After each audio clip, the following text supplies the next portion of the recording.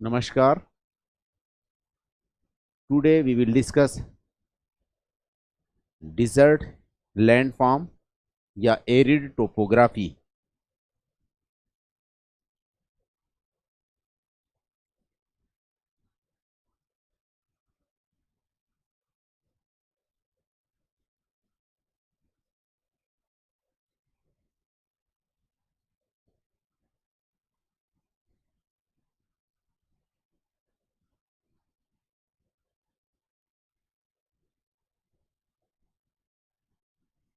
Desert landform या arid topography. Desert landform feature जो है या एरिड टोपोग्राफी की अगर हम बात करें तो इससे हमारा it the connotation of dryness and aridity, इससे हमारा तात्पर्य है सूखा ग्रस्त, यानी जहां पे बारिश मिनिमम होती हो, कम से कम बारिश होती हो। डिजर्ट वाले एरियाज में मेजर जो जियोमॉर्फिक प्रोसेस है वो विंड है। फ्लूवियल फीचर्स भी इसमें पाया जाता है, यानी कि रेनफॉल भी इसमें रोल प्ले करता है, लेकिन विंड जो है is the major player in shaping the landform features in the desert areas. The landform created by the winds in the desert areas known as the aeolian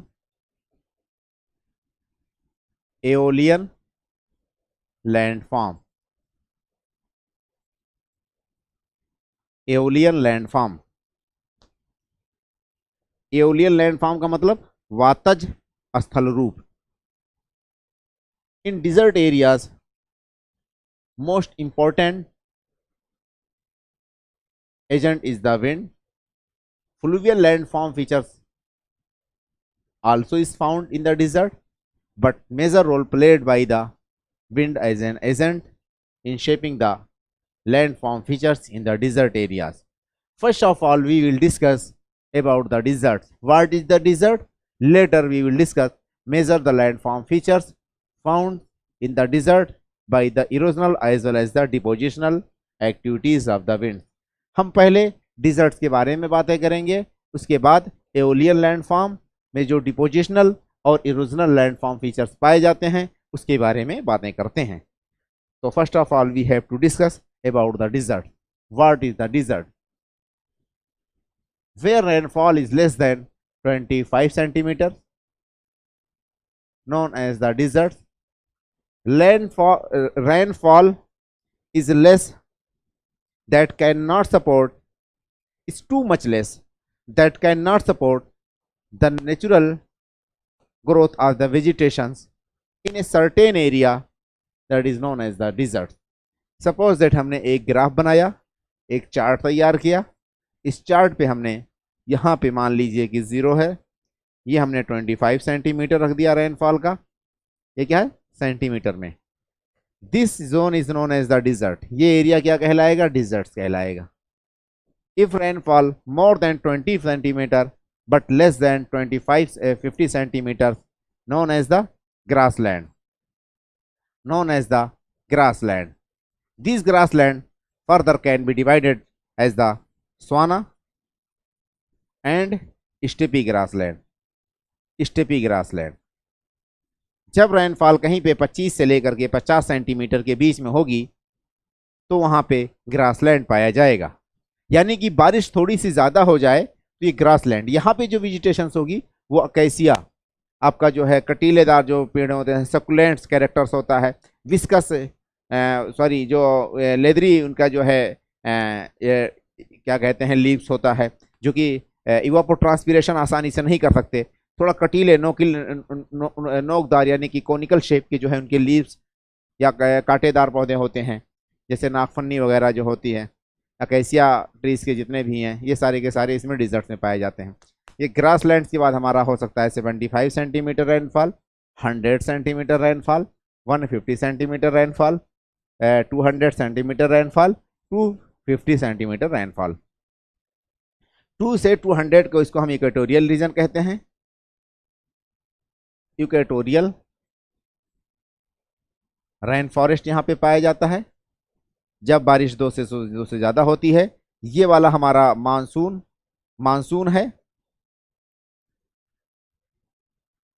monsoon forest, monsoon forest यानी कि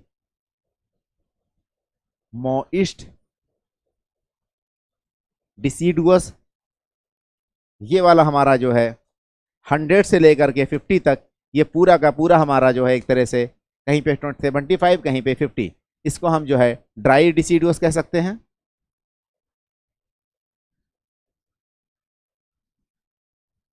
dry डिसीडुअस ये 150 से लेकर के tropical जो wait है, tropical wet यानी कि ट्रॉपिकल रेन फॉरेस्ट है, ये वाला है हमारा जो है ट्रॉपिकल रेन फॉरेस्ट है, जिसमें ग्रोथ जो है ऑलमोस्ट इसी के इक्वल ही होता है, इक्वेटोरियल रेन फॉरेस्ट के ही है, इक्वल ही इसमें मतलब कि उसी की तरह वेजिटेशन पाया जाता है। बस डिफरेंस ये होता है कि इसमें 5 लेयर्स होते हैं कैनोपीज के, इसमें जो है 3 से लेकर के 4 तक कैनोपीज होते हैं। मानसून में भी 3 उरी तक हो सकते हैं। और जैसे इस वाले में हमारा या इन दोनों में ऑलमोस्ट हमें रोजवुड, आपका सिंकोना, रबर और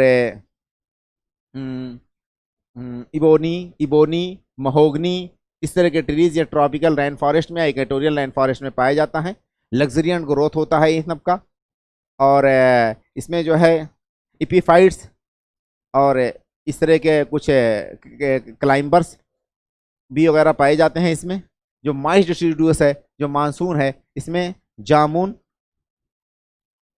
मैंगो और उसके अलावा शीशम, साल और साल, ये इस तरह के ट्रीज इसमें पाए जाते हैं मॉइस्ट में। ड्राई डिसीडुअस में हमारा जो है बेल हो गया, अमलतास हो गया, नीम हो गया। ये इस तरह से नीम इसमें भी पाया जा सकता है, लेकिन इसमें रख देते हैं हम इसको क्योंकि ड्राई एरियाज में भी हो सकता है। ग्रासलैंड ये जो है सवाना वाला, ये स्टेपी है। ग्रासलैंड अगर हम इंडियन कॉन्टेक्स्ट में बात करते हैं तो ये पूरा इंडिया का ये वाला पूरा पैच ऐसे क्या है, सवाना टाइप ग्रासलैंड यहाँ पे पाया जाता है। ये वेस्टर्न घाट है, वेस्टर्न घाट के थोड़ा ईस्टर्न पार्ट्स में ये पूरी एक पैच लैंड है ऐसे, जहाँ पे सवाना टाइप ग्रासलैंड वाला कंडीशंस पाया जाता है इंडिया में। तो डिजर्ट से इधर वाला जो इंडिया का एरिया है आपका डिजर्ट्स पाया जाता है। तो डिजर्ट्स के बारे में दोबारा हम आ जाते हैं। हमने डिजर्ट्स को वेजिटेशन से कोरिलेट करके बताया है यहाँ पे। अब आ जाते हैं डिजर्ट्स के बारे में दोबारा। डिजर्ट्स जो है 2 तरह के हो सकते हैं। डिजर्ट्स रेनफॉल जो है हमारा लेस देन 25 सेंटीमीटर होती है। एक तो हमारा ट्रॉपिकल हॉट डिजर्ट्स होता है,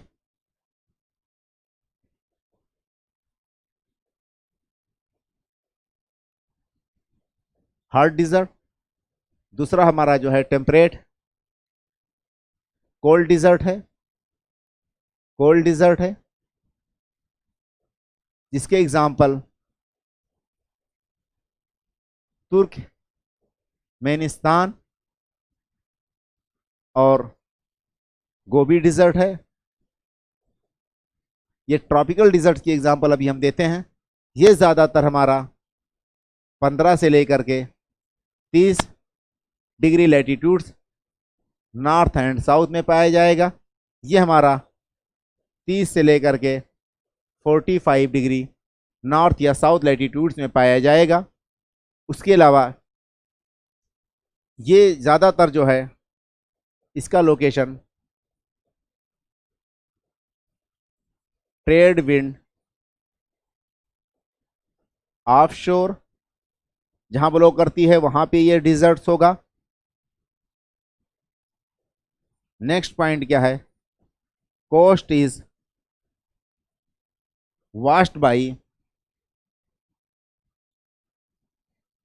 cold current, cold current. Next point है sub tropical high pressure belt, sub tropical high pressure belt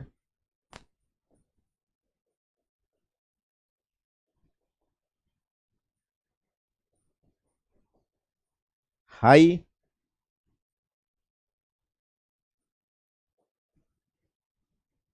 pressure belt where air subsided and creates anticyclonic like conditions ये वाली कंडीशंस हम अब इसकी पहले बातें कर लें। तो सिस्टमैटिक चलते हैं। मान लीजिए कि ये हमने अर्थ का मैप बना दिया। अर्थ का मैप अगर इस तरह से कुछ बनाया और यहाँ पे ये इक्वेटर बना दिया गया। ये हमारा जो है क्या है कि ये वाला जोन जो है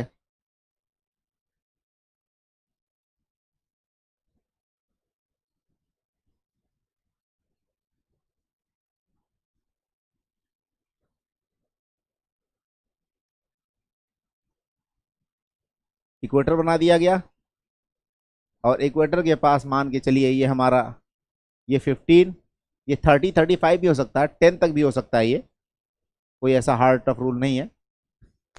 इस वाले एरियाज में अगर हम देखते हैं, ये जो मान लेते हैं हम डिजर्ट्स है, यहाँ पे अगर ट्रेड विंड ऑफ शोर है, ट्रेड विंड ऑफ शोर का मतलब है कि ट्रेड विंड अगर इस तरह से फ्लो करती है इस एरियाज में, इधर इस तरह से फ्लो करती है और कोई लैंड एरियाज है, उस लैंड एरियाज से ट्रेड विंड जो है जस्ट इंटर करती है ओशन में, तो दैट इज द ऑफ शोर। यानी कि यहाँ पे कोई भी ह्यूमिडिटी या इस तरह से बारिश करने की कोई चांस नहीं होता, क्योंकि ट्रेड विंड जो है लैंड एरिया से ओशन की तरफ विंटर करती है, दैट इज ऑन।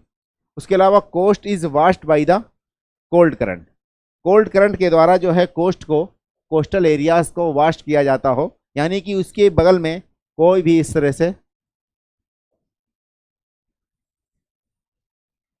से हमने ले लिया जो है अफ्रीका का एक मैप बनाया। अफ्रीका में मान लीजिए ये इक्वेटर है, यहाँ से लेकर के ये पूरा का पूरा हिस्सा जो है हमारा सहारा डिजर्ट्स है। सहारा डिजर्ट्स में हमने देखा कि ट्रेड विंड ऑफ शोर है, ट्रेड विंड ऑफ शोर है। ये वाली कंडीशन हो गई। ये 15 से 30 डिग्री लैटिट्यूड्स हो गया। Coast is washed by the cold current. यहाँ पे इस तरह से एक करंट बहती है, उसका नाम है कनारी करंट। कनारी करंट। यहाँ पे एक करंट बहती है इस तरह से नीचे से ऊपर आती है, इसका नाम है बेंगुला करंट। Benguela current. यहाँ पे नामीब डिजर्ट है और यहाँ पे कालाहाड़ी डिजर्ट है। तो ये तरह तो दोनों ये कंडीशन हो गया। सबसे सब tropical high pressure belt. Sub tropical high pressure belt का मतलब कि इन एरियाज में जो है ऊपर से हवा नीचे की तरफ उतरती हो, और जब नीचे की तरफ उतरेगी तो क्या करेगी, प्रेशर डालेगी। इस तरह से उसको कहा जाएगा सब ट्रॉपिकल हाई प्रेशर। एक्चुअल होता क्या है कि विंड से यहाँ से जब ये ट्रेड विंड आती है, यहाँ पे इधर से ट्रेड विंड इधर आई, ये दोनों ट्रेड विंड ऊपर की तरफ मूव कर जाती हैं। ऊपर की तरफ मूव करने के बाद ये सर्टेन हाइट यानी 9 किलोमीटर से 12 किलोमीटर ऊपर जाने के बाद यही trade wind anti trade wind हो जाती है। इसका डायरेक्शन कुछ इस तरह से उल्टा ऊपर 9 किलोमीटर की तरफ ऊपर इस तरह बहता है। फिर अगेन यही ट्रेड विंड सबसाइड करती है इसी जोन में कहीं पे, जहां पे ये ट्रेड विंड आकर के इस तरह से ऊपर से, ये वाली विंड क्या है ऊपर से बह रही है, एक वाली, एक तो सरफेस पे बह रही है, और यही ट्रेड विंड जब यहाँ पहुंचती है, ये दोनों ट्रेड विंड, ये क्या है हमारा इक्वेटर है, इक्वेटर पे ऊपर जाती है कितने किलोमीटर तक, 9 से 12 किलोमीटर की ऊंचाई पे। यही ट्रेड विंड ऊपर जाने के बाद अगेन जो है डाइवर्ट्स हो जाती हैं। डाइवर्ट्स होने के बाद ये ट्रेड विंड अगेन सबसाइड करती हैं 30 से 35 डिग्री लैटिट्यूड्स पे, दोनों हेमिस्फीयर में, दोनों जो है गोलार्ध में। जब 30 से 35 डिग्री पे सबसाइड करती हैं, उतरती हैं, तो वहाँ पे एंटी साइक्लोनिक कंडीशन क्रिएट करती हैं, वहाँ पे एक तरह से प्रेशर बनाती हैं। तो सब ट्रॉपिकल हाई प्रेशर क्रिएट होता है। जब हवा ऊपर से नीचे उतरेगी तो कोई भी इवापोरेशन नहीं होगा, कोई भी इवापोरेशन नहीं होगा, तो वहाँ बारिश नहीं होगी। जब वहाँ बारिश नहीं होगी तो वहाँ पे डिजर्ट रहेगा, इसलिए यहाँ पे डिजर्ट है, that is the tropical hard desert. दूसरा हमारा डिजर्ट जो है interior locations in the continental areas. जो कोल्ड डिजर्ट है उसका कारण क्या है कि जब विंड्स मूव करती है ओशन से, तो मॉइस्चर अपने साथ लेकर के कोस्टल एरियाज में बारिश करती है। वही विंड्स जब इंटर कर जाती है इंटीरियर एरियाज में, तो उसमें मॉइस्चर ख़त्म हो चुका होता है, इसलिए वो कॉन्टिनेंट के बीच में जो पार्ट्स पड़ता है वो फुल्ली का फुल्ली ड्राई रह जाता है। तो इसको हम कहते हैं, दूसरा वाला जो कंडीशन हमने बताया था वो ये था। अब हम देख लेते हैं कि desert, type of the desert. Desert जो है कितने प्रकार के होते हैं, तो नंबर 1 पे हम लिखते हैं types of the dessert. Number 1 पे जो है हमारा है हमादा डिजर्ट। ये माउंटेनियस डिजर्ट होता है। इसमें जो भी सैंड ग्रेन्स, क्ले या सिल्ट्स होता है, विंड्स के द्वारा मूव करके एक तरह से डिस्प्लेस कर दिया जाता है। तो hamada that is the rocky desert, यानी कि रॉकी डिजर्ट सही है। Hamada that is the rocky desert. Next point है हमारा जो है रेग, यानी कि REG, रेग। रेग का मतलब स्टोनी डिजर्ट। स्टोनी डिजर्ट, रेग मतलब कि स्टोनी डिजर्ट। इसमें क्या है कि कहीं भी ऐसे डिजर्ट्स पाए जाते हैं जहाँ पे एंगुलर शेप्स के कुछ कोबल्स, पेबल्स, स्टोन्स वगैरह के टाइप के पूरा का पूरा फैला हुआ हो, वहाँ पे वेजिटेशन पॉसिबल ना हो, इसको हम क्या कहेंगे, स्टोनी डिजर्ट। हमादा का मतलब जो रॉक हो, बैरन रॉक, चट्टान हो। रेग के अलावा एक होता हमारा जो है नंबर 3 पे जो है इर्ग। इर्ग, इर्ग का मतलब हमारा सैंडी डिजर्ट या सैंड डिजर्ट।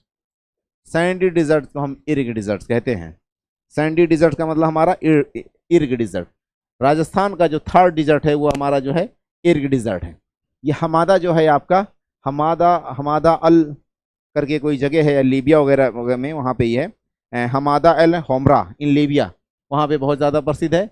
रिग ऐसे कहीं पे स्टोनी डिजर्ट है। इर्ग सबसे ज़्यादा, यानी कि पूरी की पूरी दुनिया में ज़्यादा तो जो है इर्ग डिजर्ट ही पाया जाता है। उसके अलावा अगला हमारा जो है इरोजन के बारे में बात कर लेते हैं। तो इरोजन नेक्स्ट हमारा टॉपिक जो है इरोजन एंड डिपोजिशन।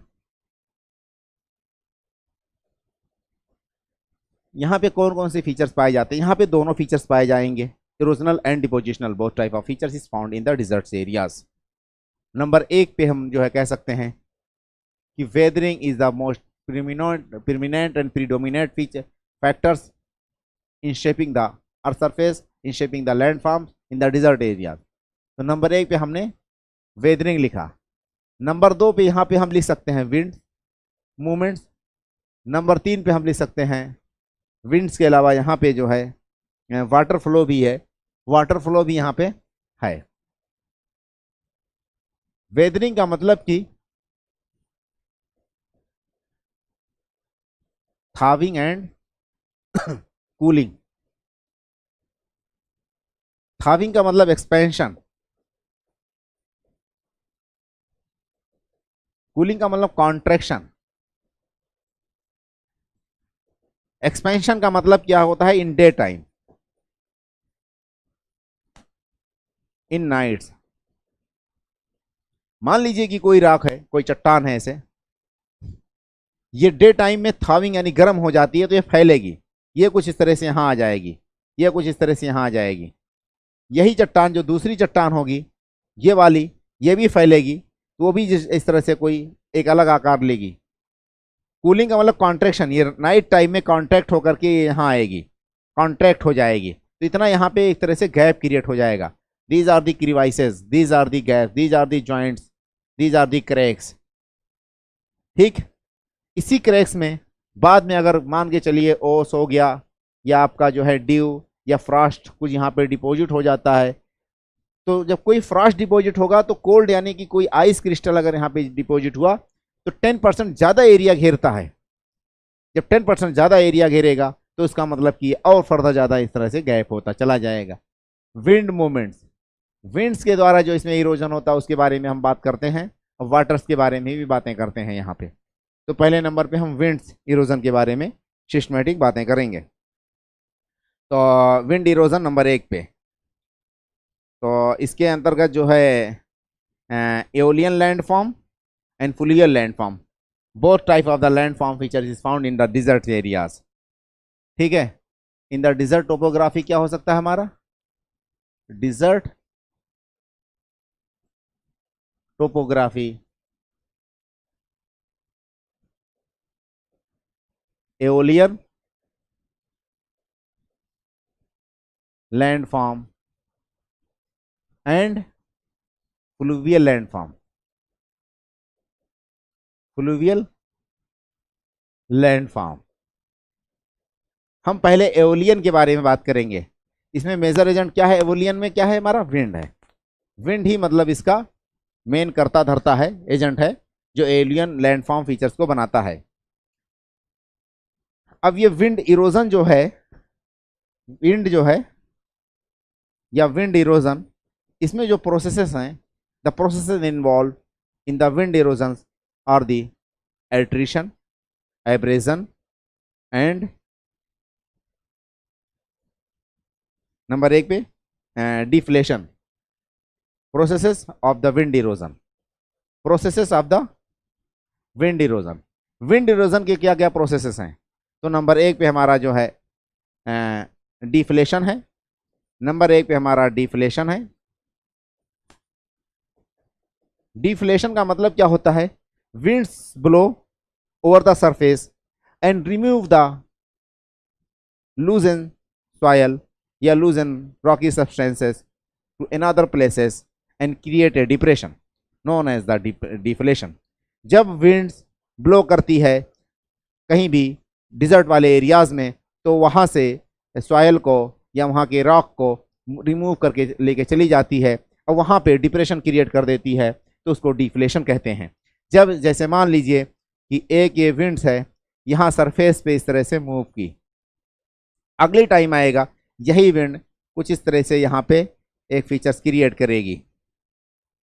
ये विंड्स का डायरेक्शन है, यही विंड जो है यहाँ पे कुछ इस तरह से फीचर्स क्रिएट करेगी और यहाँ पे एक डिप्रेशन क्रिएट कर देगी। इसका जो मलबा या जो डिब्रिस है, सेडिमेंट्स है या जो आपका सैंड्स वगैरह है, रिमूव करके कहीं और ले जाकर के डिपॉजिट कर देगी, यहाँ पे एक डिप्रेशन क्रिएट कर देगी। इस फेनोमेना या इस प्रोसेस को डिफ्लेशन कहते हैं। यही विंड इस तरह से अगला जो कंडीशन क्रिएट होगा, इसी में अगर हम देखते हैं तो ये कुछ इस तरह से क्रिएट हो जाएगा,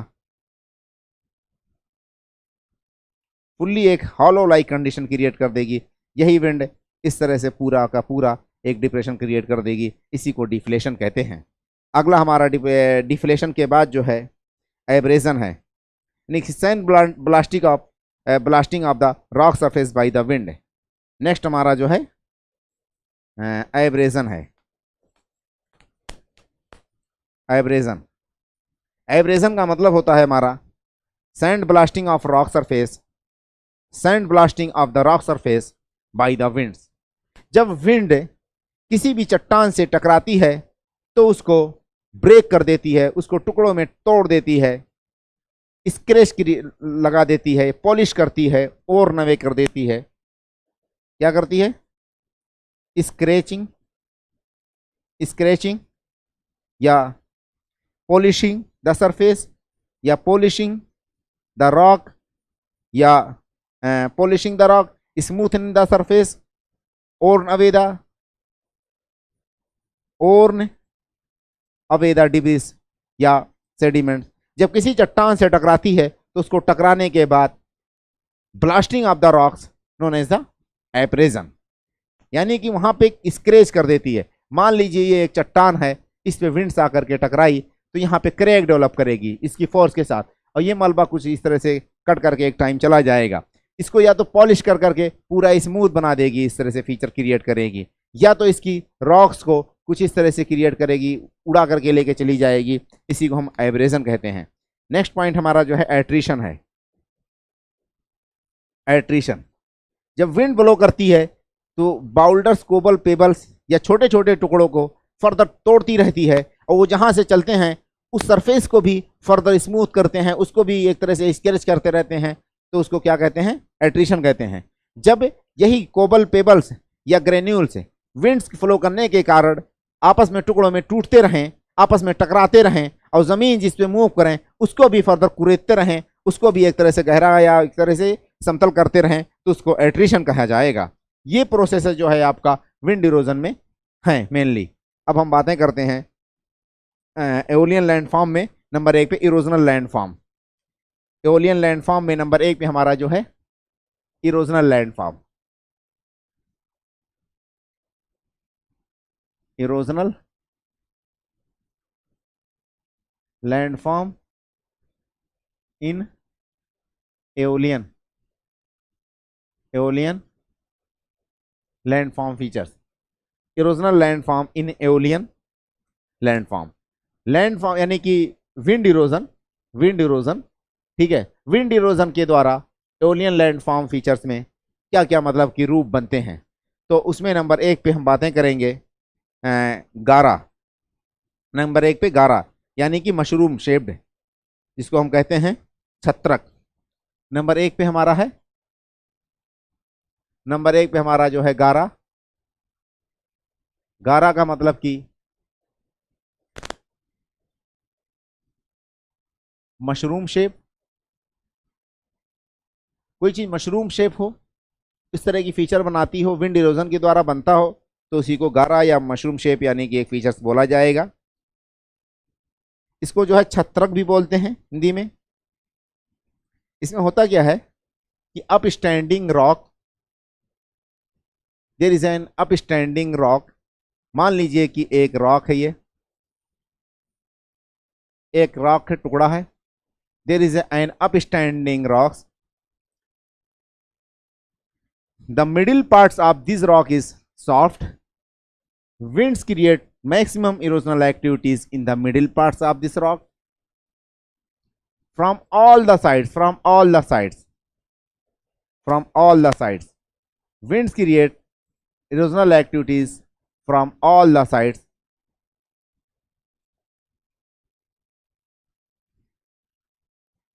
Here also erosion will occur, but here hard rocks in the base plus friction will create the obstacles in the wind's movements. यानी कि ये फ्रिक्शन जो है यहाँ पे क्रिएट करेगा ऑब्स्टेकल, या हो सकता है कि यहाँ पे हार्ड रॉक हो तो यहाँ पे इरोजन ना करे। और ये ऊपरी हिस्सा हार्ड रॉक का बना हुआ है, ये सॉफ्ट रॉक का बना हुआ है। एक टाइम आएगा यही कुछ इस तरह से बन जाएगा।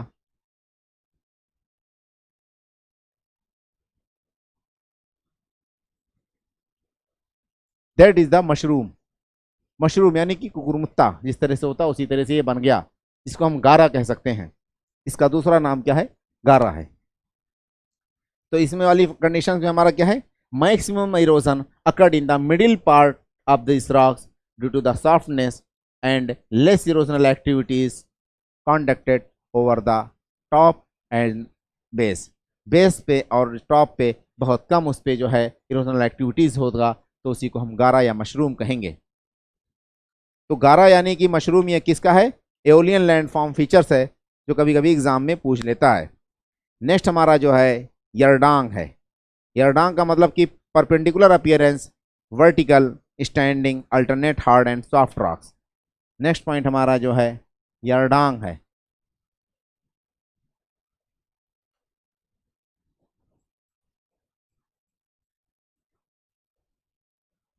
इसमें क्या है कि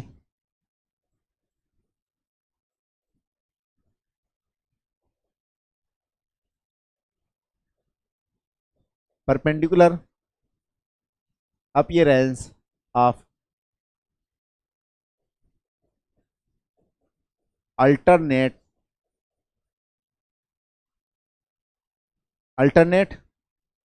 vertical hard and soft rock arrangement। alternate vertical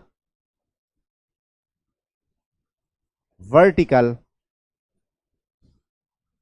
hard and soft rock arrangement।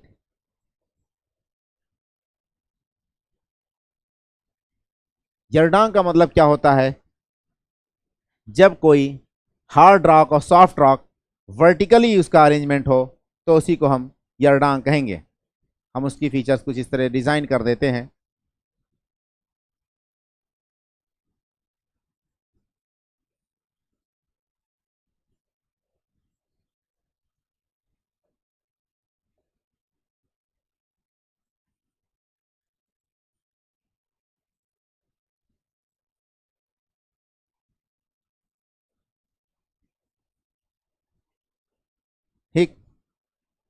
Vertical arrangement of the hard and soft rocks, मान लीजिए कि this is the hard rock, this is the soft rock, this is the soft rock, this is the hard rock, soft rock, hard rock, soft rock, hard rock, ये hard rock. Winds मान के चलिए अगर इधर से आती है, ये विंड का डायरेक्शन है, तो ये जो सॉफ्ट रॉक है उसको ज्यादा एक तरह से इरोजनल एक्टिविटीज हुआ सॉफ्ट रॉक वाले एरियाज में। यहाँ पे ये सॉफ्ट रॉक वाला था, इसमें ज्यादा जो है इरोजनल एक्टिविटीज हुआ और ये ज्यादा एक तरह से हॉलो क्रिएट हो गया। तो इसको क्या कहा जाता है? यर्दांग। ये हार्ड रॉक तो standing in its place intact, but soft rock eroded maximum while hard rock stand at its place at its original conditions। Hard rock तो अपनी जगह उसी तरह से खड़ा है, लेकिन सॉफ्ट रॉक ज्यादा से ज्यादा उसमें इरोजनल एक्टिविटीज हो रहा है due to the vertical arrangement of the alternate arrangement of the hard as well as the soft rocks, that is known as the features yardang. Next हमारा फीचर्स है zeugen. Next हमारा जो है ज्यूजेन।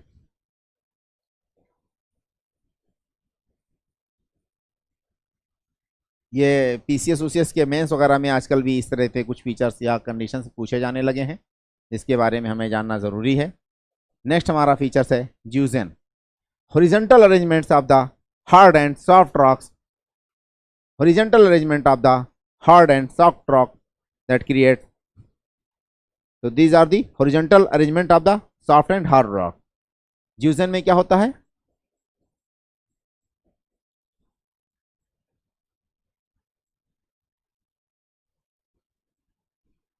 Arrangement of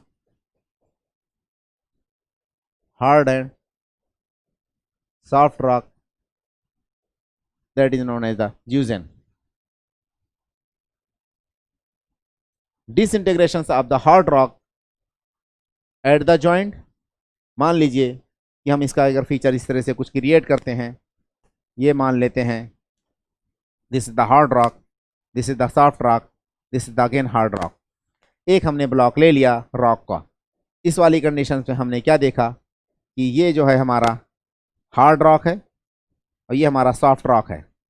this is the soft rock, this is the soft rock. ये वाली condition हमारी जो है हार्ड रॉक की थी, यहाँ पे हमने इस तरह से कुछ हार्ड रॉक लिखा, हार्ड रॉक है ये भी मान लीजिए हार्ड रॉक है। तो एक लेयर है और उसके ऊपर दूसरी लेयर है, तो hard rock, soft rock, hard rock. Winds अगर मान के चलिए गशिंग करती है, इंटर करती है, तो हार्ड रॉक्स को क्या है यहाँ पे, due to the disintegrations of the hard rocks in the joints या at the joints, wind enter in the hard rocks and create a hollow in the soft rocks. मान के चलिए कि ये हमारा जो है इस तरह से कुछ क्रिएट होगी फीचर्स।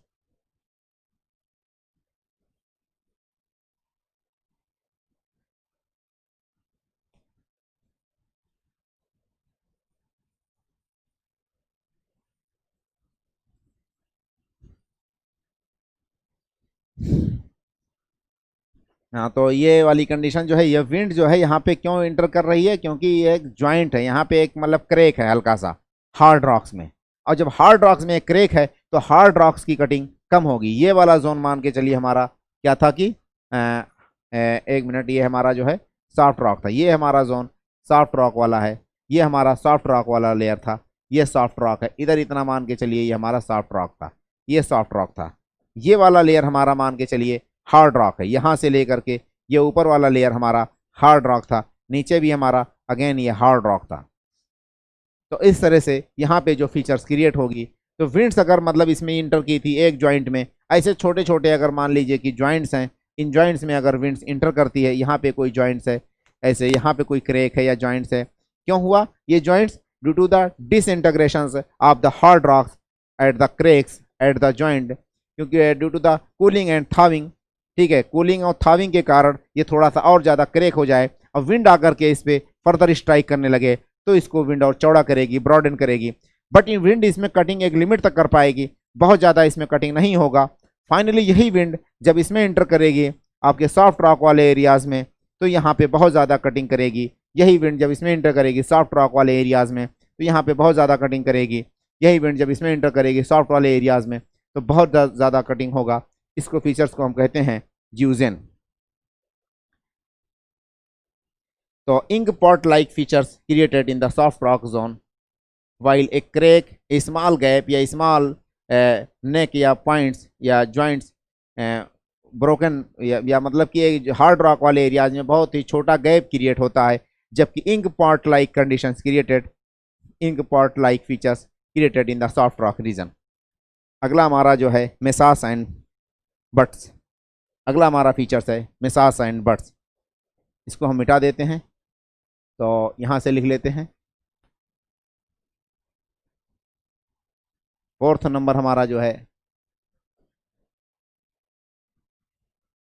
मेसास एंड बटेस या बट्स। मेसास एंड बट्स की अगर हम बातें करें तो ये एक अलग फीचर्स है। Mesas means table, mesas means table, flat table like features that eroded by the winds, flat table like features that eroded due to the arrangements of the hard and soft rocks, due to the arrangement of the hard and soft rocks। ऐसा कोई table like features बन जाए जो कि इरोड हो hard और soft rock के हिसाब से। जहाँ पे हार्ड रॉक है वहाँ पे कम इरोजन हो, जहाँ पे सॉफ्ट रॉक हो वहाँ पे ज़्यादा इरोजन हो, तो इस वाली फीचर्स को क्या कहा जाएगा? मेसास एंड बट्स।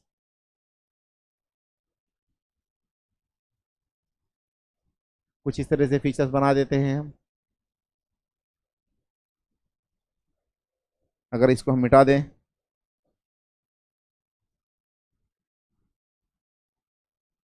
तो थोड़ा टफ है डायग्राम बनाना, इसको बनाने की कोशिश करते हैं डायग्राम को। ये वाला मान ले चलिए, फिर अगर हमारा यहाँ से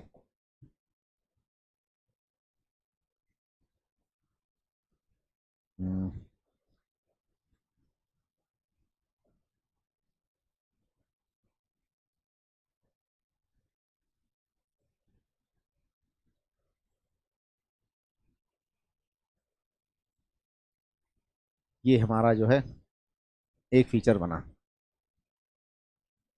और इसी में अगर इस तरह से कुछ फीचर्स यहाँ पे हमने बना दिया, या मान लेते हैं हम इस तरह से कुछ यहाँ पे,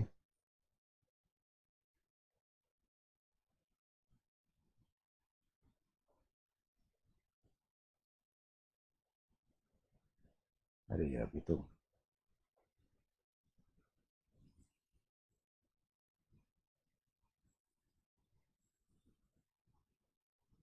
ये जो है this is the hard rock, hard rock, this is the hard rock, these are the soft rock,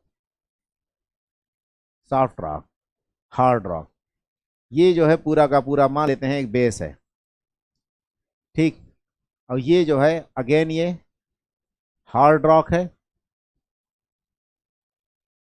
ये जो है सॉफ्ट रॉक है, ये हार्ड रॉक है, ये अगेन सॉफ्ट रॉक है, और यहाँ पे एक बेस है जो कि मान लेते हैं हम ये सॉफ्ट रॉक है, ये हार्ड रॉक है।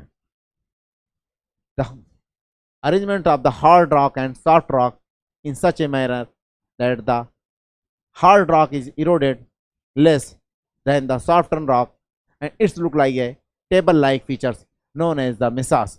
So this is the mesas या mess, this is the mesas, और these are the butts या butt, these are the butts, these are the butts, these are the canyons, these are the canyons, canyon। The vertical sides of these mesas and butts create a canyon between two features। These are the vertical features created by these known as the canyon। तो mesas और butts के बीच में एक canyon बन जाता है। इसमें hard और सॉफ्ट रॉक का अरेंजमेंट कुछ इस तरह से होता है कि हार्ड रॉक कम इरोड होती है और हार्ड रॉक की वजह से ये टेबल लाइक फीचर्स दिखती है, बनी रहती है, जबकि सॉफ्ट रॉक जो है ज़्यादा इरोड हो जाता है, तो इसको हम कहते हैं मेसास एंड बट। ये बीच वाला जो टेबल लाइक फीचर है इसको मेसास कहा जाता है, साइड वाला यही बाद में इस तरह की फीचर्स में क्रिएट हो जाएगा, तो इसको हम जो है बट्स कहते हैं। अगला हमारा जो है मेसास के बाद क्या है, इंसलबर्ग है। इंसलबर्ग का मीन्स होता है island mountain, isolated residual hill, steep slope with rounded tops. ये हमारा नंबर 5 जो है इंसलबर्ग। ये क्या है, आइसोलेटेड आइसोलेटेड इसको मिटाना, isolated residual hill, isolated residual hill, residual hill with steep slope, isolated residual hill with steep slope and rounded top and rounded top, that is known as the inselberg. Inselberg क्या होता है,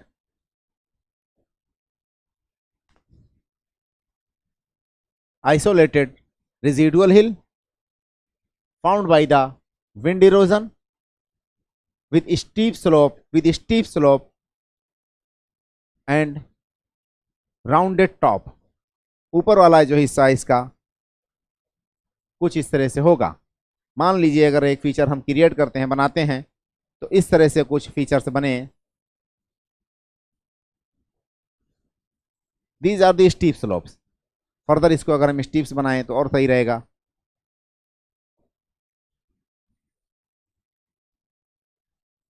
these are the inselberg. Isolated ऐसे जगह जगह ऐसे आपको mount की तरह या हिल्लॉक की तरह फीचर्स में इस तरह के फीचर्स दिखेंगे। विंड जो है, these are made of the granites and gneiss. These are the made of the hard rocks. Hard rock means like granites and gneiss. ये ग्रेनाइट्स और नीस के अगर बने होते हैं और विंड इरोजन के द्वारा एक ऐसे राउंड शेप का, उसका टॉप वाला हिस्सा राउंड शेप का हो और ये साइड वाला जो हिस्सा है उसका, ये साइड वाला हिस्सा है बहुत ही जो एक तरह से स्टीप स्लोप है। This are the steep slope and rounded top. Rounded top ऊपर वाला थोड़ा ऐसे गोल मटोल हो। उसके अलावा क्या है, रेजिडुअल हिल। ऐसे जगह जगह से हिल या हिल लाइक फीचर्स पाए जाएंगे डिजर्ट वाले एरियाज में, known as the inselberg. Monadnock is the fluvial feature. इसी का अपोजिट इंसलबर्ग का क्या है, मोनेडनॉक है। Monadnock, it is found in fluvial landform. Fluvial landform में जो फीचर्स बनता है उसको हम मोनेडनॉक कहते हैं। जब रिवर के द्वारा या वाटर के द्वारा जो इरोजनल एक्टिविटीज होगी उससे जो फीचर्स बनेगा उसको मोनेडनॉक कहते हैं, लेकिन विंड इरोजन के द्वारा जो फीचर्स बनेगी उसको इंसलबर्ग कहा जाएगा। अगला हमारा फीचर जो है ये डिफ्लेशन हॉलो। डिफ्लेशन हॉलो या ब्लो आउट, अपवाहन गर्त, ब्लो आउट या डिफ्लेशन हॉलो। नंबर नेक्स्ट में हमारा जो है डिफ्लेशन हॉलो, नंबर 6 जो है डिफ्लेशन हॉलो और blow out. When winds blow horizontally over the surface, it's remove the debris and create a depression. These depressions further enlarge the passage of time and create a hollow-like conditions, hollow-like features. Later, these hollows are filled up with the waters and a souk, any market is developed in surrounding areas. Later, further settlements and cities and urbanization occurred in these areas. Deflation hollow का मतलब, मान लीजिए कि एक wind है इस तरह से फ्लो करती है, ये लैंड सरफेस है डिजर्ट एरियाज में, यही इसको डिप्रेस करती चली जाती है। इस तरह से विंड्स ब्लो करेगी, फिर एक टाइम आएगा और इसमें डिप्रेशन क्रिएट होता चला जाएगा। एक टाइम आएगा ये फर्दर डिप्रेशन इसमें क्रिएट हो जाएगा, जिस तरह से कत्तारा डिप्रेशन जिसका डेप्थ जो है ओशन सी लेवल से भी ज़्यादा है। ये लीबिया इजिप्ट में कहीं पे पाया जाता है। Qattara depression in Egypt, Qattara depression in Egypt, blowing in a particular direction, wind blowing these debris, these sediments in a particular directions and creating a depression known as the blowout या आपका deflation hollow या deflation hollow. तो इसका अगर हम इस तरह से कुछ डायग्राम बना दें तो ये विंड्स मान लीजिए इस तरह से फ्लो कर रही थी। विंड्स फ्लो करते करते यहाँ से मलबा मटेरियल को उठा करके कहीं और ले जा करके डिपॉजिट कर दी। अभी भी विंड इसमें फ्लो करती है इस तरह से। लेटर पीरियड में यहीं पे क्या होगा कि यहाँ पे कुछ इस तरह से वाटर डिपॉजिट हो जाएगा, इसी में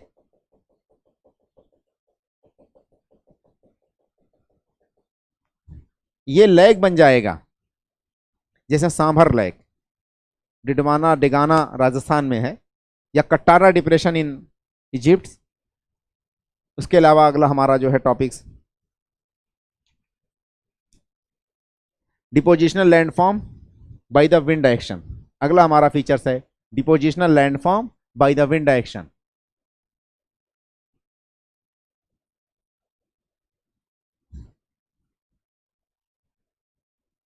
landform by wind action in desert areas. In desert areas, desert areas में वो फीचर्स जो कि डिपोजिशनल फीचर्स हैं वो क्या क्या बनते हैं, क्या क्या पाए जाते हैं। तो नंबर 1 में इसके अंतर्गत हमारा आएगा सैंड ड्यून्स। नंबर 1 पे हमारा इसके अंतर्गत आएगा सैंड ड्यून्स। नंबर 1 पे हमारा है इसके अंतर्गत sand dunes.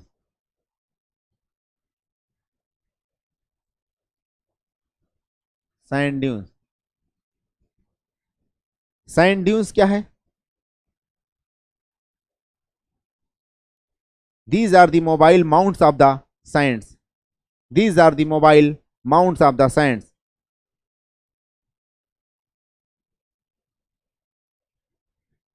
These are the mobile mounts of the sands created by the wind when winds brought the sediments या sands and tree या rocks create an obstacle in the roots of these winds, and winds brought these sediments deposited over these rocks, over these trees, and create a hump like conditions, hump like features या एक तरह से mound like features, hillock like features, यानी कि एक तरह से टीला हो, किसका?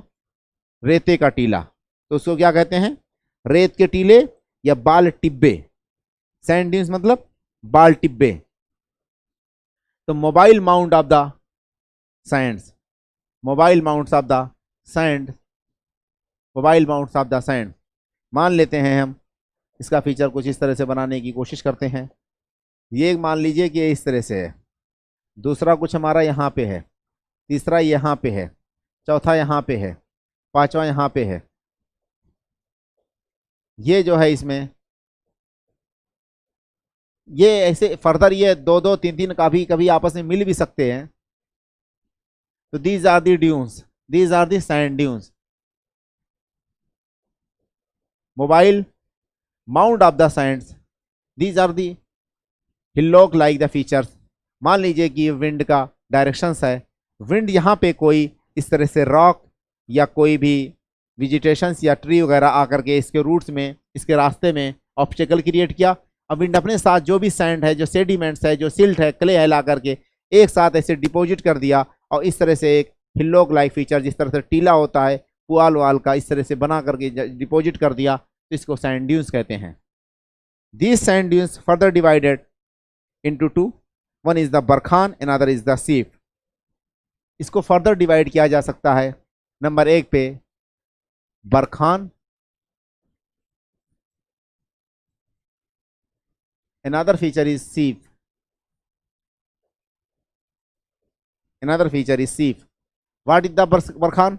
this is the moon shape, crescent shape, crescent shape यानी perpendicular in the roots of the wind directions, and winds brought these sands, these sediments, these silt and deposited in its roots. Later they create a the corners are the extensively rise in the wind directions, while the middle part is too much broaden. The windward directions is the concave, while wind leeward side is the sorry, इसको अगर मैं diagram के साथ समझाता हूं तो ये समझ में आ जाएगा हमारा। बरखान की अगर हम बातें करते हैं तो ये बरखान का अगर डायग्राम कुछ इस तरह से बनाया जाएगा तो transverse sand dunes, moon shape, perpendicular to the directions of the winds. These are the crescent shape or the moon shaped. When sand accumulated at an obstacle, what are the obstacle? Like a small rock या vegetation या tree, they create the barchan. मान लीजिए कि ये कोई इस तरह से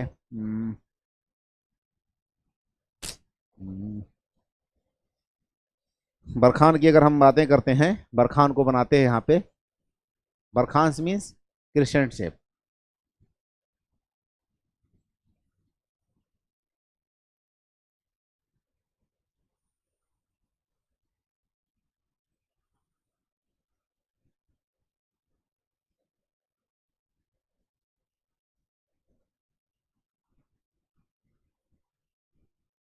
this is the wind direction.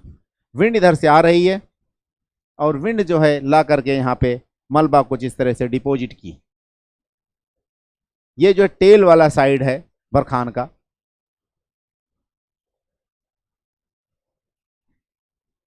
This is the windward side, this is the windward side, windward side.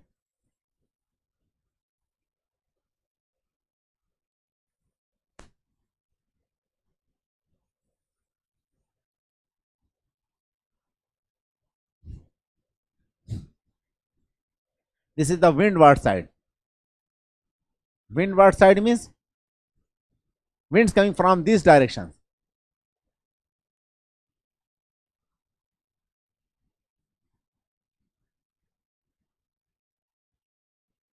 ये क्या है हमारा? कॉन्वेक्स है एंड जेंटल। ऐसे थोड़ा इस तरह उठा हुआ है क्योंकि ये ला करके इस पे इस तरह डिपॉजिट की, और ये वाला हिस्सा हमारा जो है क्या है?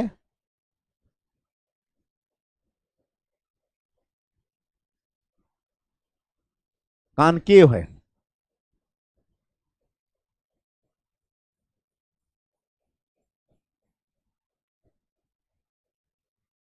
Concave,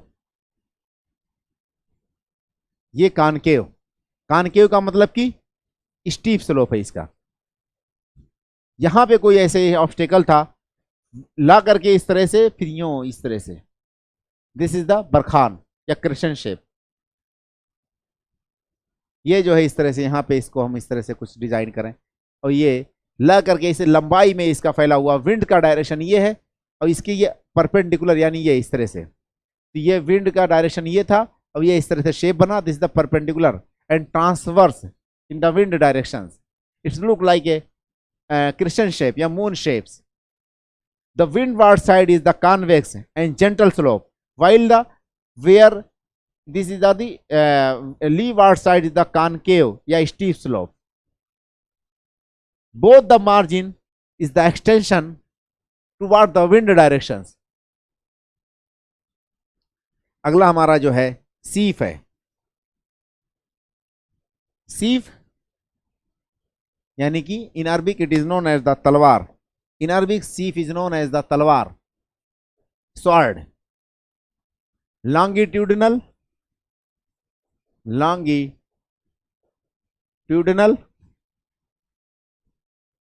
longitudinal, parallel to the wind direction, parallel to the wind direction. Longitudinal series of the ridges parallel to the wind directions. इसकी लंबाई, ऐसे लंबाई में थोड़ा ऊंचाई पे कुछ सैंड्स या आपका जो है रेता बालू ला करके विंड जमा कर दे, अब बहुत दूर तक ऐसे फैला हुआ हो तो उसको हम सीफ कहते हैं। जिस तरह तलवार लंबाई में हो तो उसको क्या कहा जाता है, सीफ कहा जाता है। तो longitudinal series of the sand ridges parallel to the wind directions known as the seif. इसका अगर हम parallel to the wind direction,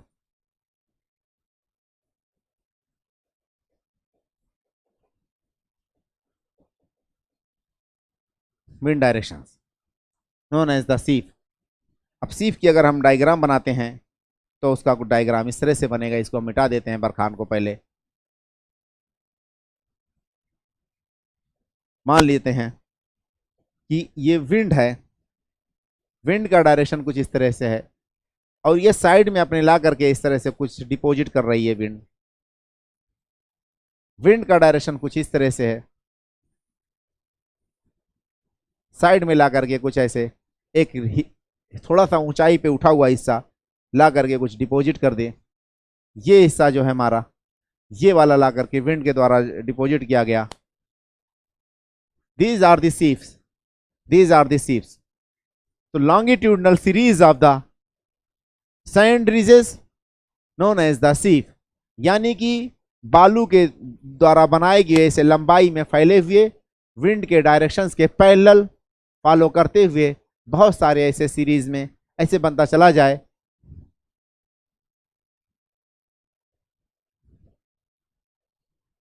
these are the सीफ।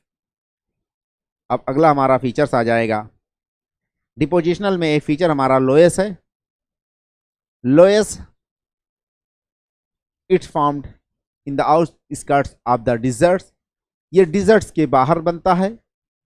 Fine grains of the sands या क्ले या silts brought by the winds deposited in the outskirts of the या surrounding areas of the deserts. These are the porous friable, they cannot be used for the cultivations। ये loess soil इतना ज़्यादा बारीक इसमें कण होते हैं, इसमें पोरोसिटी बहुत ज़्यादा होता है कि वाटर इसमें स्टोर नहीं हो पाता, वो बहुत ज़्यादा डेप्थ में पेनिट्रेट करके चला जाता है। जबकि ये बहुत ही ज़्यादा फर्टाइल सॉइल होता है। ये लाइम स्टोन्स के इसमें एक तरह से में ये लाइम्स का एक तरह से ये कण बना होता है और ये येलो कलर का ही मोस्टली होता है। तो very fertile and fine loams. अब आ जाते हैं हम fluvial landforms of the desert region, रेगिस्तान की नदी भू आकृतियाँ। Fluvial landforms of the desert region, fluvial landform of the desert region, desert region की या रेगिस्तान की नदी भू आकृतियाँ। इसको हेडिंग लिखते हैं हम यहाँ पे।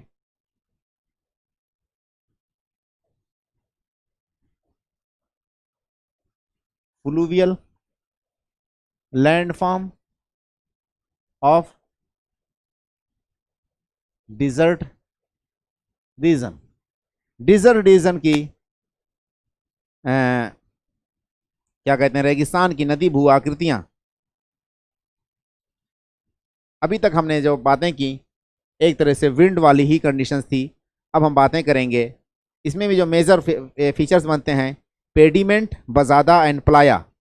इसमें जो मेजर फीचर्स बनते हैं, नंबर 1 में पेडिमेंट, नंबर 2 पे बजादा, नंबर 3 पे playa lake. Suppose that this is the hill, this is the hill, this is the hill.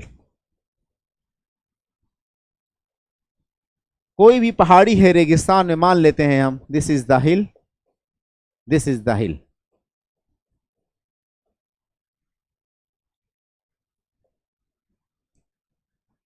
Pediments, the scarpland of the hill eroded by the fluvial activities at the foothill, यानी कि जहां पे ये पहाड़ी है, पहाड़ी का ये जो तलछटी है, जहां पे पहाड़ी इंड होती है या फुट हिल जो है, वहां से लेकर के एक एरिया मान लेते हैं ये These are the erosional activities, erosional features. कहां पे? At the foothill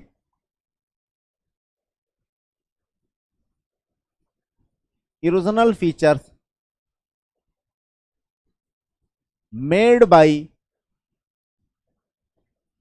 river inlets, made by river channels.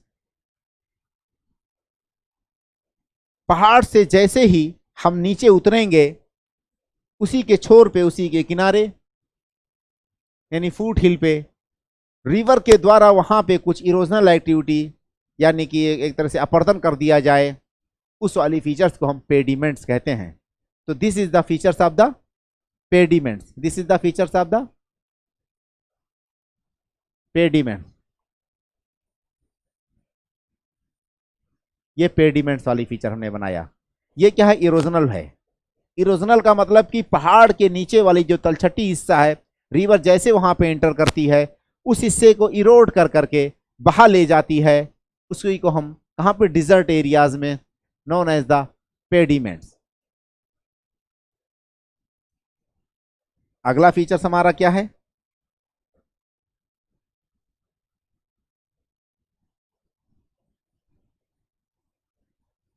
This is the depositional features. These rivers again deposited these malba, these material, these sediments parallel to these pediments known as the bazada, known as the bazada.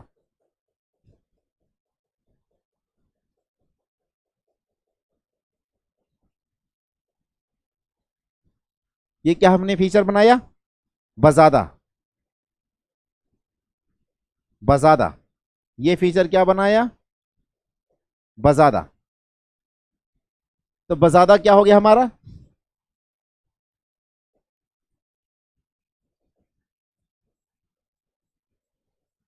Depositional feature. किसके द्वारा? By river intermittent या river inlets या river channels. वही river ला करके मलबा को यहां से काट करके यहां पे एक सर्टेन ऐसे लाइन लीनियर फॉर्म में जमा कर देती है, इसी को हम बजादा कहते हैं। क्लियर? अब ये यहां पे थोड़ा सा रिज वाला फॉर्म क्रिएट हो गया, ऊंचाई वाला हिस्सा बन गया, यहां पे ऊंचाई वाला हिस्सा बन गया। ऑटोमेटिक रिवर ला करके अपना सारा का सारा वाटर कहीं पे डिपॉजिट कर देगी। तो these are the playa lakes, these are the playa lake. Didwana, Degana, Sambhar lake, these are the playa lake. जो भी डिजर्ट एरियाज में लैक्स बनते हैं ज्यादातर इसी तरह से प्लाया लैक्स ही होते हैं। These are the playa lake. These river deposited their discharge their water in a depression या in a central points known as the playa lake. The scarplands of the hill where river eroded the debris known as the pediments. Pediments मतलब escarpment या आपका पहाड़ के निचला हिस्सा, हिल वाला हिस्सा या फुट हिल जहां से रिवर इंटर करती है प्लेन में, और वहां से हिस्से को कहां पे ये बातें हो रही हैं आपका? डिजर्ट वाले एरियाज में, known as the pediments. Bajada when these river deposited their sediments, their malba, their debris, their sand, their silt, their clay in a linear form parallel to these pediments known as the bazada. When these materials rivers intermittent in a central points and discharge its water known as the playa lake. तो इसको क्या कहते हैं? बीच वाले हिस्से को Playa lake कहते हैं। अब हम यहीं पे एंड करते हैं। एक चीज हमें और जान लेना चाहिए यहां पे थोड़ा सा, एक है पेडी प्लेन एंड इंसेलबर्ग। जो पेडी प्लेन है, पेडी प्लेन या पेडीमेंट है यहां पे, एक होता है पेडी प्लेन। क्या होता है? Pediplain, almost plain, almost plain, look like a plain, rolling plain. This is the end product of the pediplain क्या है?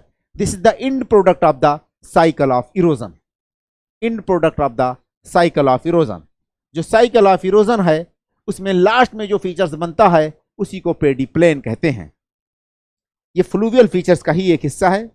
ऑलमोस्ट फ्लैट प्लेन यानी कि पूरी की पूरी, और इसमें जो लास्ट में कुछ राउंडेड हिल बच जाते हैं उसी को मोनैडनॉक भी कहते हैं, उसी को हम मोनैडनॉक कहते हैं। तो ये क्या है? फ्लूवियल ही फीचर्स है ये।